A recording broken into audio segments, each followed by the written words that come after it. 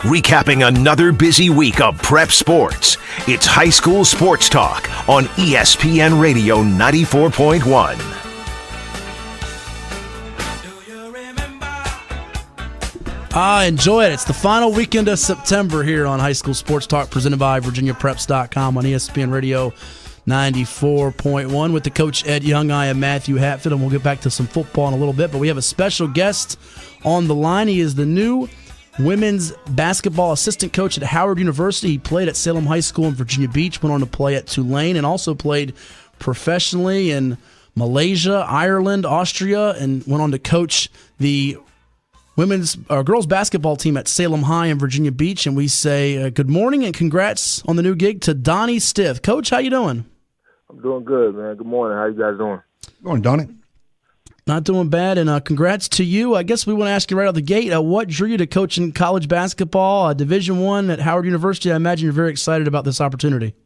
I am excited. I think I really wanted to coach high school basketball growing up, and just through my experiences and coaching high school kids, I was really interested in seeing what it was like on another level. I also, I really like to make sure I get as much information as I can. I like to learn as much as I can. I like to challenge myself as much as I can, and I think this would also be, this would be a great experience, and definitely something I'm already learning a lot as it is. So definitely a learning experience. Had a great career as a player, and certainly did a good job with the Salem girls, getting into a state playoff appearance, region title, and all that. And we'll go through your bio a little bit more, and also this current situation at Howard. But I want to know, how did it come about, this opportunity at Howard, and what your reaction was when you found out you got the job? I guess I kind of had a few conversations with some people about my interest in moving up to the next level. And just through those conversations, I had met people, and I got a phone call one day about it, and about was I still interested in pursuing that, and I was excited. I was excited that they called. I was excited to get the job. I'm still kind of excited. It's it's kind of surreal right now. I'm just ready, to get to work and grind. Hey, Donnie, Ed Young here. Congrats to you on that move up. I know how tough that can be as a coach in my younger days, pursuing the next level and finally getting the opportunity later than earlier. But it's not. People don't understand. It's very, very hard to go from high school coaching to college coaching. Now you're going as a head coach in high school to an assistant at the college level. A big thing that is going to be required of you, as any assistant on either boys or girls, is recruiting. Did that aspect kind of come across to you, that here you are in the 757 with your contacts and availability, that you present to Howard something very valuable in a strong area to recruit?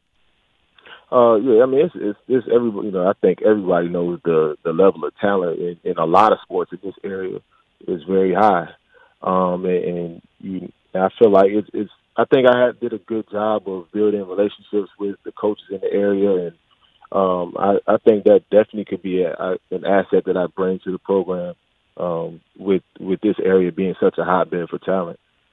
Now, I got two things I want to ask you. Who's the head coach at Howard? Ty Grace. Okay.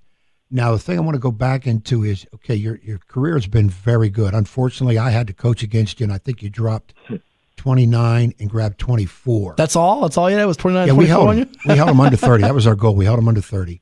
And I think he did go by me and said, Coach, you better get a blanket because nobody else can cover me.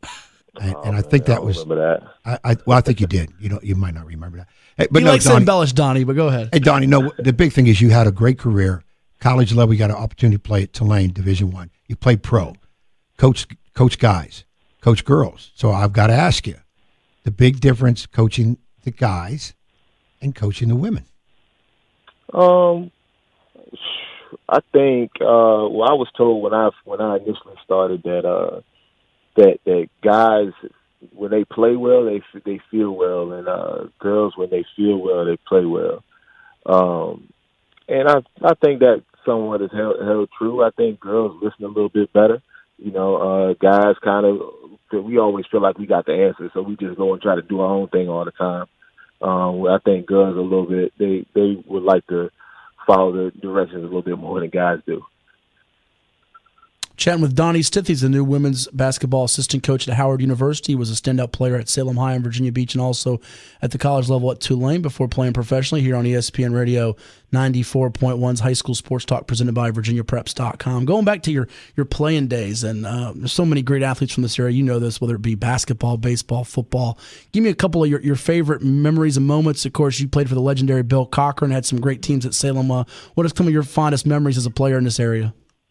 Well, I mean, obviously, my freshman year out was when we won a state championship at Salem, and I didn't really understand the magnitude and the hard work that it took to really put that in, being so young.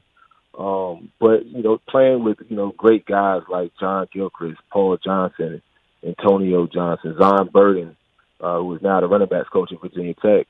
I just learning from those guys, and learning from Coach Cochran. Was pretty much my best experiences as a high school athlete. Now, as you made that transition to the college level and eventually to the pro level overseas, what were the things that you learned about the game that have helped you in the transition from playing to coaching? Well, like I said earlier, I always wanted to be a coach, so I think I like to think that I paid a lot of attention to the way the coaches taught us whatever it is that they were trying to teach us, the goals that we wanted to accomplish as a team, having that team camaraderie and all those type of things. I think I really paid attention to those. So those things are the things that I like to bring to a program. I had tried to instill in my kids at Salem and going forward. And then Donnie, I was going to ask you that too. Is a guy that's played high level, got to play Division I, got some pro experience. What do you tell young players, the difference between each level to get to the next level? Well, the margin of error is smaller the higher you go. Sometimes a high school coach can only choose from what's in the school. So the level, the gap between your best player and maybe your worst player can be tremendous. And the higher level you play, the smaller that gap is. The smaller the gap it is from the best player to the best player on each team. So your room for error is smaller. So you really have to find something to separate yourself from the rest of the people. Also, now I got to ask you, you're going to, of course, a level you're going to be going to get some really great coaches. You went some tremendous battles with Princess Anne and, of course, Darnell Dozier. Speak to that, those experiences.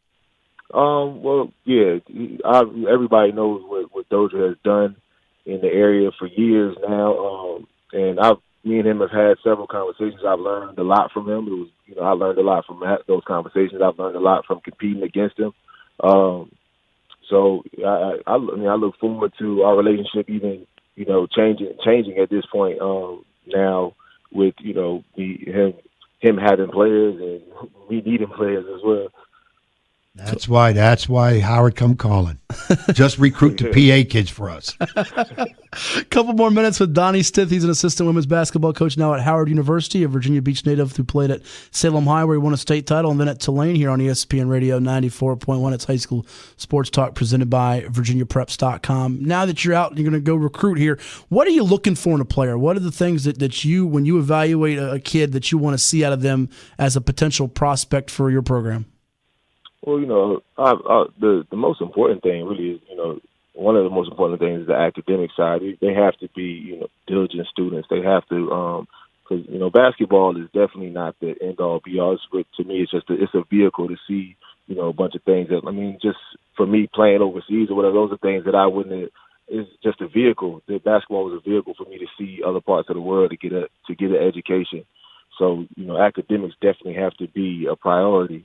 And then people who are coachable, people that who play hard, people that want to learn and want to be better are things that I look for. Outside of your athletic ability.